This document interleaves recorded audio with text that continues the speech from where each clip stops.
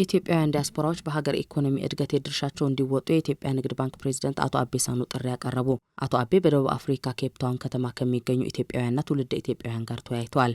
የኢትዮጵያ ንግድ ባንክ ፕሬዝዳንት አቶ አቤ ሳኖ በውይይቱ ወቅት እንደገለጹት በውጭ ሀገር የሚኖሩ ኢትዮጵያውያን በሰው ሀገር ያካበቱትን ሀብት በሀገራቸው ኢንቨስት በማድረግ ጠንክረው እንዲሰሩ ጠቁመው የኢትዮጵያ ንግድ ባንክም የበለጠ ስኬታማ እንዲሆኑ የብድር አቅርቦትና ሌሎች ማበረታቻዎች እንደሚያደርግላቸው ቃል ገብተዋል።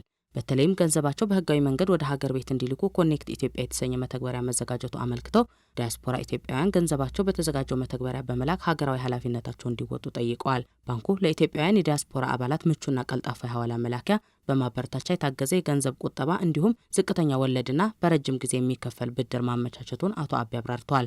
በደቡብ አፍሪካ የኢፌዴሪ ልዩ መልእክተኛ ባለሙሉ ስልጣን አምባሳደር ደሊል ከድር በደቡብ አፍሪካ የሚኖሩ ዲያስፖራ ለሀገር ጥሪ ሲደረግላቸው ቀድሞ ምላሽ የሚሰጡ መሆናቸውን ገልጸው የኢትዮጵያ ንግድ ባንክ በህጋዊ መንገድ ገንዘብ ወደ ሀገር እንዲልኩ እያደረገ ያለውን ጥረት አጠናክሮ እንዲቀጥል ጠይቀዋል። የኬፕታውንና አካባቢዋ የኮሚኒቲ ማህበር ኃላፊ አቶ ተመስገን ካጤሶ በበኩላቸው በኬፕታውንና አካባቢዋ የሚኖሩ ኢትዮጵያውያን ባንኩ ይዞ የመጣውን አገልግሎት እድል ተጠቃሚ እንዲሆኑ ከጎናቸው ሆነው አስፈላጊውን ሁሉ እንደሚያደርጉ ገልጸዋል።